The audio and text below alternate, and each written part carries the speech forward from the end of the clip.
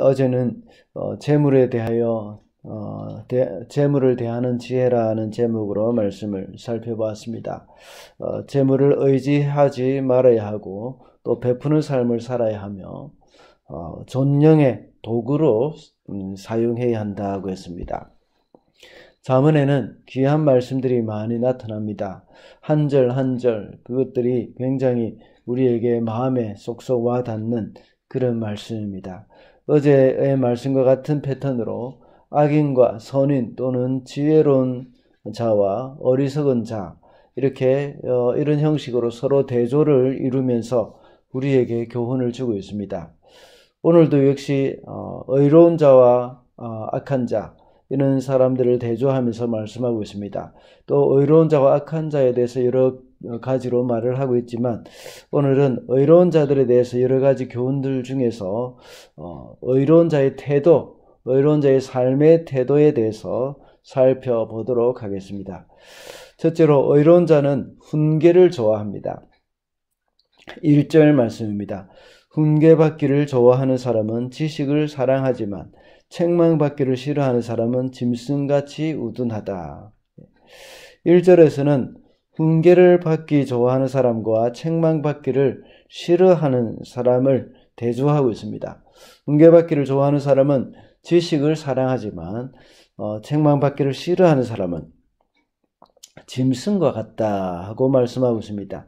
책망을 받기 싫어하고 마음대로 사는 것은 죄의 본성 따라 사는 것입니다. 짐승과 같다는 말은 본능을 따라 사는 것을 말하는 것입니다. 사람이 그가 배운 윤리, 도덕, 지식을 따라 살지 않고 본능을 따라서만 산다면 그의 삶은 의로운 삶이 될 수가 없습니다. 사람의 본성은 악하기 때문에 그 본성대로만 산다면 짐승과 다를 바가 없다는 것입니다. 오늘날 일어나고 있는 수많은 범죄들은 훈계를 따라서 살지 않고 본능에 따라서 행동한 결과라고 볼 수가 있습니다. 오늘날 인권을 이야기하면서 마치 본능에 충실하며 사는 것이 아름다운 또 인간다운 삶인 것처럼 말을 많이 합니다. 그러나 이렇게 사는 것은 짐승같이 사는 것이라는 것을 하나님은 말씀하고 있는 것입니다. 그러나 의인은 훈계받기를 좋아한다고 했습니다. 다시 말하자면 하나님의 말씀으로 교훈을 받기를 즐거워합니다. 그래서 다윗은 하나님의 말씀이 송이 꿀보다 더 달다 하고 말씀하고 있는 것입니다.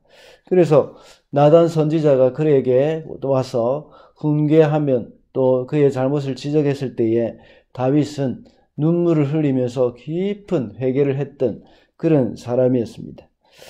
우리 성도들 중에서 하나님의 말씀을 듣는 것을 아주 좋아하고 아주 달게 받고 스펀지처럼 흡수하는 사람이 있습니다. 시편 1편에서 말씀하기를 복 있는 사람은 여호와의 율법을 즐거워하여서 그 율법을 주야로 묵상하는 사람이라고 했습니다. 그러면서 시편 1편에서는 의인과 악인을 대조하면서 말씀하고 있습니다. 악인은 바람에 나는 겨와 같으며 심판을 견디지 못한다고 했습니다. 그리고 악인의 길은 망한다고 했습니다. 반대로 의인은 모든 일이 형통하여서 또 여호와께서 그 의인의 길을 인정하신다고 했습니다. 그러므로 의로운 사람은 하나님의 말씀으로 훈계받는 것을 좋아하는 사람이라는 것입니다. 둘째로 의로운 사람은 자기 생활에 충실합니다. 9절 말씀입니다. 업신여금을 받더라도 종을 부리는 사람은 스스로 높은 채 하면서 먹을 빵이 없는 사람보다 낫다. 종을 부리는 사람이라는 말씀을 원문에서 볼 때 두 가지로 해석을 할 수 있습니다.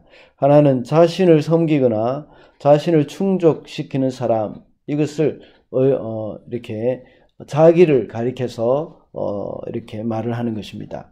그리고 또 한 가지는 자신을 위하여서 종을 부린다는 그런 의미가 될 수도 있습니다. 이 두 가지 의미를 종합해 볼 때에 비천하게 여김을 받더라도 자기 생활에 충실한 자, 이것을 가리키는 것입니다. 이런 사람은 스스로 높은 채 하면서 먹을 빵이 없는 사람보다 낫다 하는 그런 말씀입니다. 사람들에게 비천히 여김을 받는 것을 좋아할 사람은 아무도 없습니다. 그러나 사실은 사람들의 평가에 따라서 나를 포장하는 것보다 실제로 내 삶이 어떠하냐, 그것이 더 중요한 것입니다.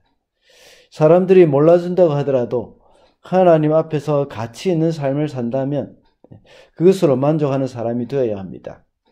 그래서 다른 사람은 뭐라고 하든지 하나님 보시기에 기뻐하는 삶을 살아가면 되는 것입니다. 그래서 사무엘상 16장 7절에서는 사람은 외모로 보거니와 하나님은 중심을 보느니라 하고 말씀하고 있습니다. 이 말씀은 다윗에게 왕으로 기름을 부을 때에 하나님이 사무엘에게 하신 말씀입니다. 사무엘은 다윗의 형들의 외모의 준수함을 보고 기름을 부으려고 했지만 하나님은 중심이 바른 다윗을 보고 계셨습니다. 우리는 외적으로 볼 때 때로는 별 볼 일 없는 사람으로 보일 수도 있습니다. 때로는 학벌이나 돈도 별로 없는 사람처럼 보일 수도 있습니다. 그러나 외적인 요소를 갖추기 위해서 노력을 하기보다는 우리의 내면을 가꿔야 합니다. 우리의 내면을 잘 가꾼 사람은 이 속 사람이 강합니다. 그래서 누구가 자신을 업신여긴다고 하더라도 거기에 일희일비하지 않고 자신의 생활에 충실하는 그런 사람입니다. 그런 사람들이 바로 의로운 사람들이라는 것입니다. 우리도 역시 의로운 하나님의 백성으로서 사람들의 평가에 신경 쓰기보다는 우리의 시선을 하나님께 고정을 해야 합니다. 그래서 사람들이 우리를 향해서 뭐라고 하더라도 하나님이 기뻐하시는 그런 길을 걸어가야 하는 겁니다. 하나님의 말씀대로 사는 것이 때로는 세상 사람들이 보기에 너무나도 어리석게 보일 수도 있습니다. 악인들에게 업신여김을 받을 수도 있습니다. 그러나 거기에 마음을 쓰지 않고 묵묵히 우리의 길을 걸어가야 하겠습니다. 마지막으로 의로운 자는 생명을 소중히 여깁니다. 10절 말씀입니다. 의인은 집짐승의 생명도 돌보아 주지만 악인은 자비를 베푼다고 해도 잔인하다. 집짐승의 생명을 돌보아 준다는 그런 말은 집짐승들도 이 집짐승들의 상태와 필요를 구체적으로 이해를 하고 돌봐준다는 그런 말입니다. 그 집짐승의 주인으로서 그들의 생명을 소중히 여기고 그 상태를 세밀히 살피면서 돌봐주는 것입니다. 그래서 모든 필요를 자상하게 충족시켜준다는 말씀입니다. 이 말씀은 비록 말 못하는 짐승이라고 하더라도 그 짐승의 생명을 소중히 여기는 사람들을 가리키는 겁니다. 그 다음 문장을 보면 악인이 돌보는 방법이 나옵니다. 악인이 짐승을 돌보는 데 있어서 아무리 그들이 자비를 베푼다고 하지만 그들은 자비가 아니라 잔인하다는 것입니다. 악인들은 나름대로 짐승에게 잘 해준다고 생각할 수도 있습니다. 그런데 그 악인들이 베푸는 자비는 실제로 짐승들에게는 괴로움이고 잔인하게 느껴진다는 말씀입니다. 악인들이 자신들의 잔악함을 긍휼이나 자비로 착각하고 있습니다. 무엇이 문제겠습니까? 그 마음이 문제입니다. 그들은 이 생명을 소중히 여기는 마음이 없기 때문입니다. 이런 사람들은 짐승의 생명뿐만 아니라 사람의 생명도 역시 마찬가지로 이렇게 함부로 대하는 것입니다. 예수님 당시 바리새인과 서기관들은 이 생명을 소중하게 여기지 못하는 그런 일들이 많이 있었습니다. 그래서 예수님으로부터 많은 책망을 들었습니다. 그들은 사람의 생명보다 율법이 더 소중하였고 그들의 전통이 더 소중했습니다.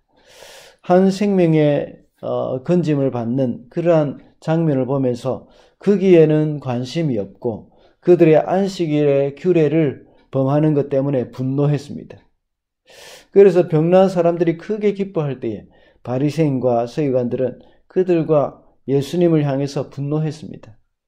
왜냐하면 안식일의 규례를 어기고 병을 고쳐줬기 때문입니다. 그러나 의인은 생명을 소중히 여깁니다. 오늘날 현대인들은 참 애완동물의 생명들을 아주 소중히 여기면서 잘 돌보는 것에 대해서는 나무랄 데가 없습니다. 그런데 그들은 애완동물의 생명은 그토록 소중히 여기면서 이 태중의 아기의 생명은 너무나도 쉽게 생각하는 그런 경향이 있는 것을 보게 됩니다. 이것은 의로운 행동이 아닙니다. 마치 예수님 당시의 바리새인들이나 서기관들이 율법은 소중히 여기면서 사람의 생명은 함부로 대하는 것과 다를 바가 없는 것입니다. 의인들은 무엇이 소중한가를 압니다. 그러나 악인들은 자기의 관심을 가지는 애완동물에게는 자비를 베풀지만 자기의 관심 밖에 있는 것은 아무리 사람이라고 하더라도 관심이 없고 잔인함이 드러나고 있습니다. 말씀을 맺겠습니다. 오늘은 의로운 자의 삶의 태도에 대해서 살펴봤습니다.